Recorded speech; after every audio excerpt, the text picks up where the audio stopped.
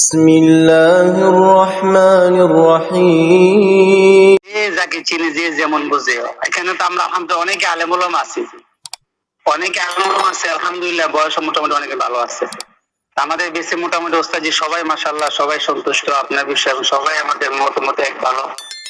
তো আসলে ওস্তাদজি বিষয় হচ্ছে ওলামে কেরাম, তো আসলে যে একটা কথা বলছিলেন আপনি যে আলেম এক জিনিস, এলেম তারপরে আর মানুষের হাসরের ময়দানে যেদিন দাঁড়াবে সেদিন তার কতটুকু কি সেই বিষয়ে অবশ্যই আল্লাহ তাআলা সে বিচারের দিবসে দাঁড়াতে হবে। কিন্তু আমার মনে হয় আপনি যদি কোন আলেম যদি আপনার সামনে বসে, আপনি যদি ধরেন, ইনশাআল্লাহ কোন আলেম আপনার কথার জবাব দিয়ে এখান থেকে উঠে যাওয়া সম্ভব না, আমার মনে হয় না। কেন এগুলো আমি যা বুঝতেছি ওস্তাদজি, আপনার সরাসরি আল্লাহ বলতে নিয়ামত প্রাপ্ত এবং আধ্যাত্মিক রুহানি যা আছে সবকিছু থেকে আল্লাহ তাআলা এটা সরাসরি আল্লাহ দেওয়া নিয়ামত।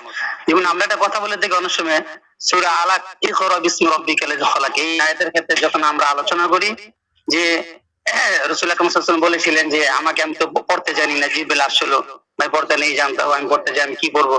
তখন আল্লাহ তাআলা জিবরিল যখন আসলো কয়েক দফা আসার পরে তখন আল্লাহ তাআলা জিবরিলকে বলেছে যে আমার হাবিবকে বলো যে তোমার প্রভু নামে তুমি পড়ো।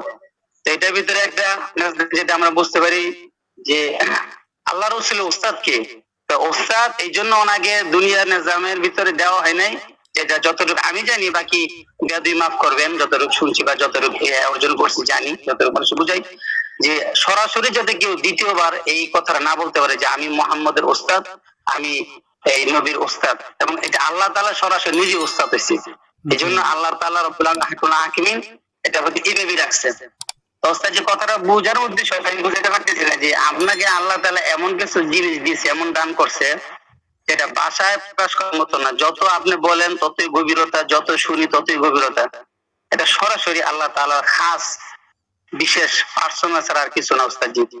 আসলে আলেম হয়েও, মুফতি হয়ে, শাইখুল হাদিস হয়ে, মুহাদ্দিস হয়ে অনেক সময় এই পর্যায়ে মাকামে কেউ বসতে পারে না, এই জায়গায় যাইতেও পারে না। এটা আল্লাহ পাক থেকে, আল্লাহ তাআলাকে সবচেয়ে বড় জিনিস হলো হাসিল করা আমাদের।